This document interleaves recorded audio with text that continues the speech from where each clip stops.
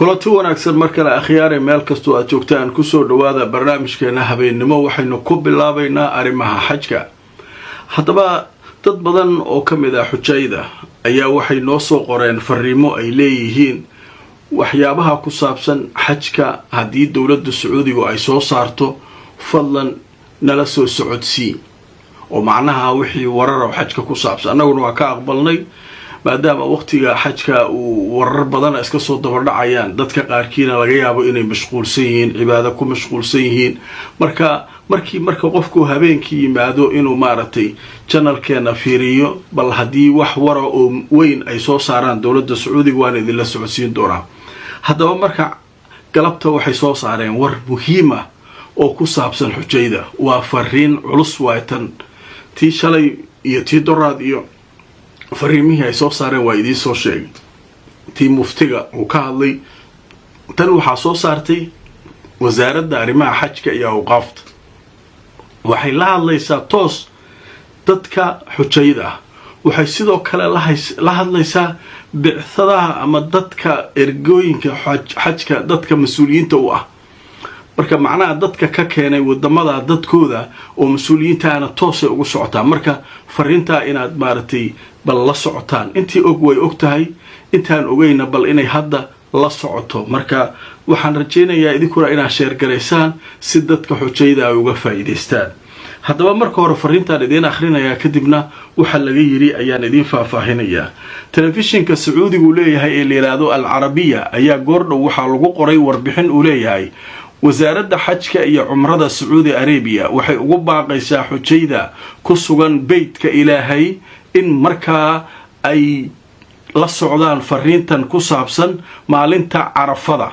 saacadu marka ay tahay 10 subaxnimo ilaa 4 galabnimo casirka inaanay jirin qof lugaynaya ama socon kara oo tegi kara deegaanka la yiraahdo Jabalur Rahma iyo Masjid Namra.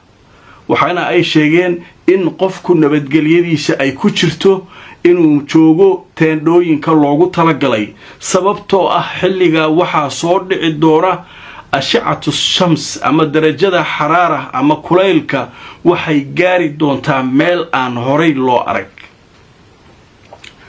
marka waa fariin muhiim ah. maalinta Carafada dadku ay Carafo taagan yihiin dadaa marka waxay istaagaan marka Carafada way soo baxaan Jabalur Rahma tagaan teendhooyinkiina ku sugnaada masaajidka Nimir aadaya oo maartay khudbadii aan soo dhageysanaya waqti aan shaga qaadin masaajidka khudbadiisa meel walba mikrofoonada ku xiran waa ku soo gaarayaan sababtoo ah xilliga 10 subaxnimo ilaa 4 galabnimo qorax waxaa dhacaysa la yiri khatar ah oo qofka dili karta. macnaha kulaylka heerka uu gaaray iyo fallaaraha ay soo tuurayso qoraxdu waxay noqon doonaan wax aan caadi ahayn. marka 6 saacadood qofku inuu gabbado meel madaxa la galo 4 galabnimo markii casirka la tukado kadib xaaladdu caadi bay ku soo noqonaysaa. markaas hawshaada ayaa qabsanaysaa. marka meesha rabta u soconaysaa waa soo socon kartaa. laakiin waxaa lagu leeyahay 10 subax waa maalinka Carafada ogaada hadda ma. marka maalinka Carafo oo maaragtay sagaalaadka ay tahay maalinkaas ay dowladda Sacuudigu fariinta soo saartay.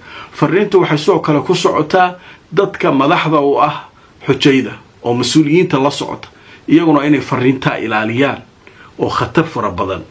marka waxaa kaloo la leeyahay sideedana qof kasta oo xaaji ah ku dadaalo inuu daa'imo adeegsiga isticmaalka dalladaha ina isticmaashaan si ashcatu shams qoraxda fallaaraha ay tuurayso aysan toos maskaxda u kaaga dhicin.